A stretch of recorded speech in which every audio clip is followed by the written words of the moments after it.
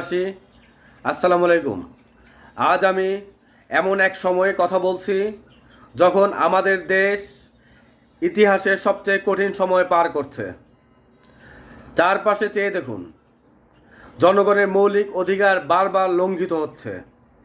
দাম বাড়ছে কিন্তু আয় বাড়ছে না। দেশের সম্পদ আপনার অধিকার, কিন্তু তা ভোগ করছে কিছু মানুষ। বর্তমান সরকার দেশের উন্নয়নের গল্প শুনিয়ে আমাদের বাস্তব সমস্যাগুলো আড়াল করতে চায়।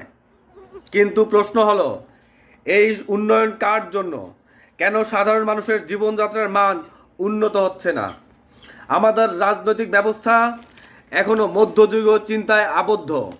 যেসব তরুণ আমাদের ভবিষ্যৎ নেতৃত্ব দেবে, তাদের মেধা সৃজনশীলতা ধ্বংস করার ষড়যন্ত্র চলছে।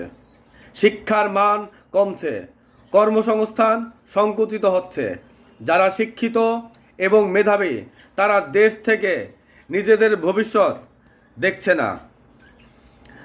তারা দেশে থেকে নিজেদের ভবিষ্যৎ দেখছে না। এখন সময় এসেছে পরিবর্তনের। আমরা চাই এমন এক দেশ যেখানে কেউ বঞ্চিত থাকবে না। একটি দেশে যেখানে শিক্ষিত তরুণ, শিক্ষক, ডাক্তার, আইনজীবী, শ্রমিক সবাই মিলে একটি নতুন বাংলাদেশ গড়ে তুলবে। আমাদের লক্ষ্য পরিষ্কার, ধর্ম বর্ণ নির্বিশেষে একটি ঐক্যবদ্ধ বাংলাদেশ। ন্যায় বিচার প্রতিষ্ঠা করে দুর্নীতিকে শূন্যতার কোঠায় নামিয়ে আনা। তরুণদের জন্য একটি কর্মমুখী এবং উদ্ভাবনী শিক্ষা ব্যবস্থা। প্রতিটি নাগরিকের মৌলিক চাহিদা, শিক্ষা, চিকিৎসা, নিরাপত্তা, সুষম খাদ্য নিশ্চিত করা। আমি জানি আপনারা ক্লান্ত, কিন্তু মনে রাখবেন, আমাদের এই ক্লান্তি কাটিয়ে উঠতে হবে।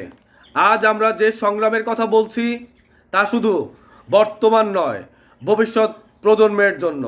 আমাদের বাংলাদেশ একটি উদাহরণ হবে ইউরোপের উন্নত দেশগুলোর মধ্যে, যেখানে শান্তি, সমৃদ্ধি এবং সমতা প্রতিষ্ঠা পায়।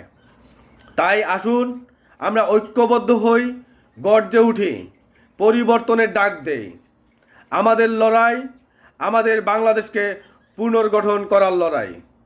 জয় হোক জনগণের, জয় হোক নতুন বাংলাদেশের। ধন্যবাদ সবাইকে। আসসালামু আলাইকুম।